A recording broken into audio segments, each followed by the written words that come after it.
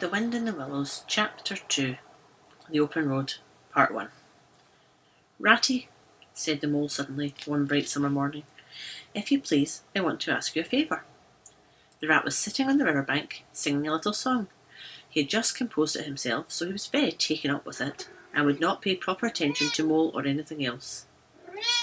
Since early morning he had been swimming in the river, in company with his friends the ducks. And when the ducks stood on their heads suddenly, as ducks will, he would dive down and tickle their necks, just under where their chins would be if ducks had chins, till they were forced to come to the surface again in a hurry, spluttering and angry and shaking their feathers at him, for it is impossible to say quite all you feel when your head is under water. At last they implored him to go away and attend to his own affairs and leave them to mind theirs.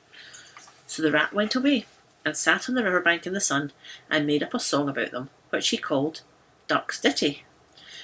All along the backwater, through the rushes tall, ducks are a-dabbling, up tails and all. Duck's tails, drake's tails, yellow feet a-quiver, yellow bills all out of sight, busy in the river. Slushy green undergrowth, where the roach swim. Here we keep our larder, cool and full and dim. Even one for what he likes, we like to be. Heads down, tails up, dabbling free. High in the blue above, swirl, swirl and call. We are down a-dabbling, up tails and all. I don't know that I think so very much of that little song, Rat, observed the mole cautiously.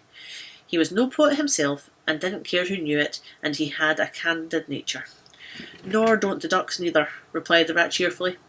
They say, why can't fellows be allowed to do whatever they like, when they like, and as they like, instead of other fellows sitting on the banks and watching them all the time and making remarks and poetry and things about them? What nonsense is it all? That's what the ducks say. So it is, said the mole with great heartiness.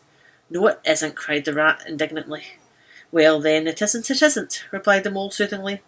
But what I wanted to ask you was, won't you take me to call on Mr. Toad? I've heard so much about him, and I do want to make his acquaintance. Why, certainly, said the good-natured rat, jumping to his feet and dismissing poetry from his mind for the day. Get the boat out, and we'll paddle up there at once. It's never the wrong time to call on a toad. Early or late, he's always the same fellow, always good-tempered, always glad to see you, always sorry when you go. He must be a very nice animal, observed the mole as he got into the boat and took the sculls, while the rat settled himself comfortably in the stern. He is indeed the best of animals, replied Rat, so simple, so good-natured, and so affectionate. Perhaps he's not very clever, we can't all be geniuses, and it may be that he is both boastful and conceited, but he has got some great qualities, has Tory. Rounding the bend in the river, they came in sight of a handsome, dignified old house of red brick, and with well-kept lawns reaching down the water's edge. There's Toad Hall, said the rat, and that creek on the left, where the notice board says, Private, no landing allowed, leads to his boathouse, where we'll leave the boat. The stables are over there to the right. That's the banqueting hall you're looking at right now. Toad is rather rich, you know, and this is really one of the nicest houses in these parts, though we never admit as much to Toad. They glided up the creek, and the mole slipped his sculls as they passed into the shadows of the large boathouse. Here they saw many handsome boats, slung from the crossbeams or hauled up to the slip, but none in the water, and the place had an unused and deserted air. The rat looked around him. I understand, he said. Boating is played out, he's tired of it, and done with it. I wonder what new fad he has taken up now. Come along and let's look him up. We shall hear all about it quite soon enough. They disembarked and strolled across the gay, flower-decked lawns in search of Toad, whom they presently happened upon resting in a wicker garden chair, with a preoccupied expression of face and a large map spread out on his knees. Hooray! He cried, jumping up on seeing them. This is splendid! He shook the paws of them both warmly, never waiting for an introduction to the mole. How kind of you, he went on, dancing around them. I was just going to send a boat down the river for you, Ratty, with strict orders that you were to be fetched up here at once, whatever you were doing. I want you badly, both of you. Now, will you take... Come inside and have something. You don't know how lucky it is that you're turning up just now. Let's sit quiet a bit, Toady, said the rat, throwing himself into an easy chair, while the mole took another by the side of him and made some civil remark about Toad's delightful residence. Finest house on the whole river, cried Toad boisterously. Or, Anywhere else for that matter. He could not help adding. Here the rat nudged the mole. Unfortunately, the toad saw him do it, and turned very red. There was a moment's painful silence. Then Toad burst out laughing. "All right, Ratty," he said. "It's only my way, you know. And it's such a very bad house, isn't it? You know you rather like it yourself. Now look here. Let's be sensible. You're the very animals I wanted. You've got to help me. It's most important." "It's about your rowing, I suppose," said the rat with an innocent air. "You're getting on fairly well, though you splash a good bit still. With a great deal of patience and any quality of coaching, you may—" "Oh, paw! Boating!" interrupted the toad in great disgust. "Silly boyish amusement. I've given that up long ago. Sheer waste of time. That's what it is. It makes me downright sorry to see you fellows, who ought to know better, spending all your energies in that aimless manner. No, I've discovered the real thing, the only genuine occupation for a lifetime. I propose to devote the remainder of mine to it, and can only regret the wasted years that lie behind me, squandered in trivialities. Come with me, dear Ratty, and your amiable friend also, if you will be so very good, just as far as the stable-yard, and you shall see what you shall see." He led the way to the stable-yard accordingly. The rat followed with a most mistrustful expression, and there, drawn out of the coach-house into the open, they saw a gipsy caravan, shining with newness, painted a canary yellow, picked out with green and red wheels. "There you are," cried the toad, straddling and expanding himself.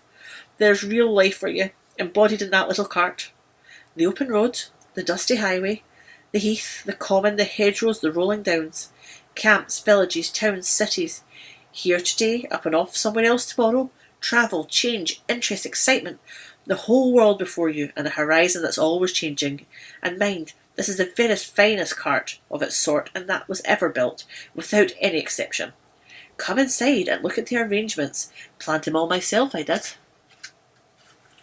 The mole was tremendously interested and excited, and followed him eagerly up the steps and into the interior of the caravan. The rat only snorted and thrust his hands deep into his pockets, remaining where he was. It was indeed very compact and comfortable. Little sleeping bunks, a little table that folded against the wall, a cooking stove, lockers, bookshelves, a bird cage with a bird in it, and pots and pans, jugs and kettles of every size and variety. "All complete," said the toad triumphantly, pulling open a locker.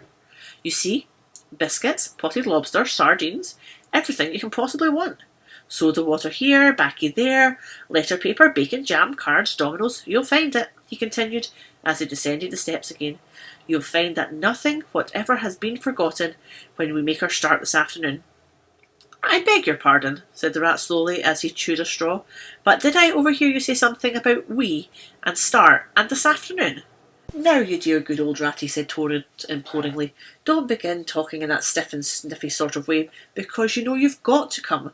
I can't possibly manage without you, so please consider it settled, and don't argue. It's the one thing I can't stand. You surely don't mean to stick to your dull, frusty old river all your life, and just live in a hole in the bank, and boat. I want to show you the world. I'm going to make an animal of you, my boy." "I don't care," said the rat doggedly. "I'm not coming, and that's flat. And I am going to stick to my old river and live in a hole and boat as I've always done. And what's more, Mole's going to stick to me and do as I do, aren't you, Mole?" "Of course I am," said the mole loyally. "I'll always stick to you, Rat, and whatever you say is to be has got to be. All the same, it sounds as if it might have been, well, rather fun, you know," he added wistfully. Poor Mole. The life adventures was so new a thing to him, and so thrilling, and this fresh aspect of it was so tempting, and he had fallen in love at first sight with the canary-coloured cart and all its little fitments. The rat saw what was passing in his mind, and wavered. He hated disappointed people, and was fond of the mole, and would do almost anything to oblige him. Toad was watching them both very closely. "Come along in and have some lunch," he said diplomatically, "and we'll talk it over. We needn't decide anything in a hurry, of course. I don't really care. I only want to give pleasure to you fellows. Live for others. That's my motto in life."